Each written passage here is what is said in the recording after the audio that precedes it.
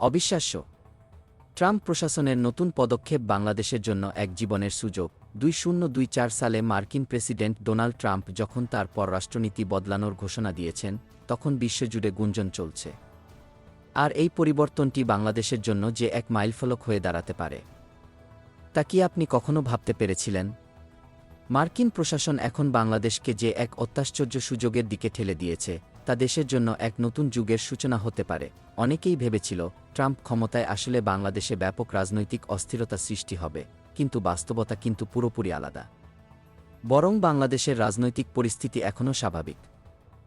আর এই পরিবর্তন একটি বিশাল সুযোগ এনে দিয়েছে। বিশ্ববিদ্যালয়ের বিশিষ্ট পররাষ্ট্রনীতি বিশ্লেষক জন ড্যানিলোভিস তার বিশ্লেষণে বলেছেন, ট্রাম্প প্রশাসন যে নীতি গ্রহণ করছে তা বাংলাদেশের জন্য এক বড় সুযোগ এনে দিয়েছে। সুতরাং মার্কিন পররাষ্ট্রনীতি এখন অভ্যন্তরীণ সংকট, সীমান্ত নিরাপত্তা এবং বাণিজ্য সমস্যা সমাধানে বেশি মনোযোগ দিচ্ছে।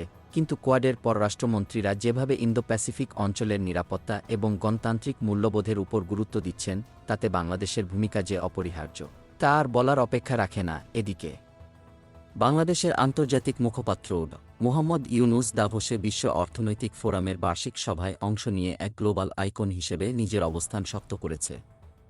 তার উপস্থিতি বাংলাদেশের সংস্কার উদ্যোগগুলিকে এক আন্তর্জাতিক স্বীকৃতি দিয়েছে এবং এক নতুন সম্ভাবনার দ্বার খুলে দিয়েছে। কোয়াডের পররাষ্ট্রমন্ত্রীরা একটি নতুন আঞ্চলিক কাঠামো গড়তে কাজ শুরু করেছে, যেখানে আইন, গণতান্ত্রিক মূল্যবোধ এবং আঞ্চলিক অখণ্ডতা বজায় রাখা হবে।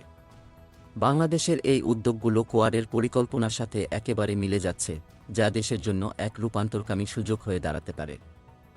এই পরিবর্তিত পরিস্থিতিতে বাংলাদেশের সামনে একটি বড় প্রশ্ন উঠছে, তারা কি এই ঐতিহাসিক সুযোগটি গ্রহণ করবে?